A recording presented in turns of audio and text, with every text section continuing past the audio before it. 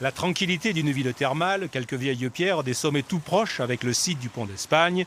Cauterets propose aux vacanciers un séjour à la montagne sans ski alpin. La station espère ainsi attirer des vacanciers avides de grands espaces. On a du monde qui réserve la veille pour le lendemain, pour 2-3 jours, une escapade à la montagne.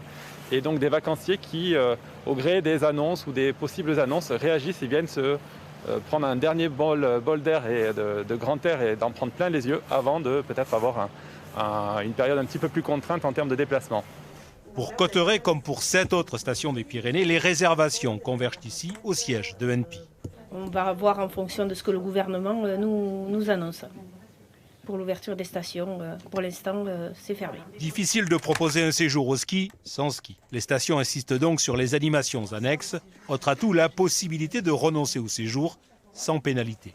Pour rassurer vraiment un maximum les clients, on a mis en place donc, une assurance annulation offerte gratuite jusqu'à J0, donc le jour d'arrivée en fait.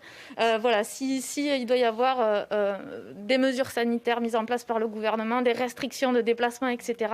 C'est vrai que voilà, le client est couvert par rapport à ça, à ce niveau-là. La fermeture des remontées mécaniques limite l'attrait des stations d'altitude. En témoigne le compteur des appels, 60 par jour, quand le rythme habituel à quelques jours des vacances d'hiver est de 160 demandes quotidiennes.